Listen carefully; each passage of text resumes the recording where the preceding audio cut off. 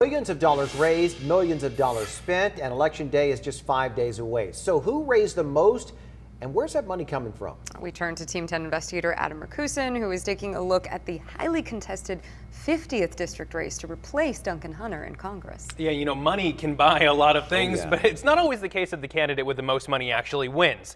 That being said, having a couple $1 million to spend, it sure does help. You can hire staff, buy TV ads, campaign mailers, all in an effort to get noticed and get the message out. The East Counties belong to someone with the last name of Hunter, dating back to the early 80s. Now a group of people looking to represent what's currently the 50th Congressional District are spending millions of dollars for the right to go to Washington. Team 10 analyzed campaign finance data for each of the frontrunners vying for the seat. According to documents provided to the Federal Election Commission outlining receipts and disbursements, Republican candidate Darrell Iss's raised the most, spent the most, and has the most cash on hand. He's followed by Republican candidate Carl DeMaio and Democrat Amar Campa-Najjar. But it's important to note, the FEC website shows Darrell Iss's largest contributor is Darrell Issa. How can money benefit you in the primary? Money in politics gives you the chance to get out your message through television ads, through those glossy mailers that are probably clogging up the mailboxes of people in the 50th, and getting a well-organized staff. Thad Kauser is the chair of the Department of Political Science at UC San Diego. This kind of fundraising, about $10 million for a congressional district, is what you normally see in the battleground congressional districts, the ones where Republicans and Democrats are closely matched and everyone knows it's going to be a toss-up.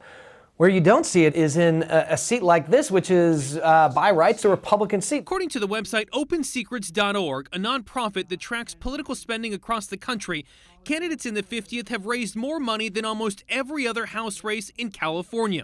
The website also shows a lot of the money pouring into the race is from outside the district. An Open Secrets breakdown of donations shows DeMaio and Campa-Najjar received the most in-district contributions. What's surprising here is that there's money on both sides of the aisle and that there's so much money competing for a seat that is really probably not up for grabs. So the candidates are raising and spending lots of money. Not all of that goes to trying to reach voters, but the money that does, is it actually making any difference? If it was somebody I didn't know, then it might cause me to do a little more research. You haven't wanted to just watch that commercial and say, I'm voting for that person? No.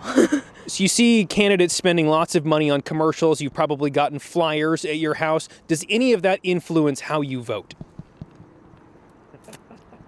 Sometimes, yes. I think the commercials do. The pamphlets I usually throw away.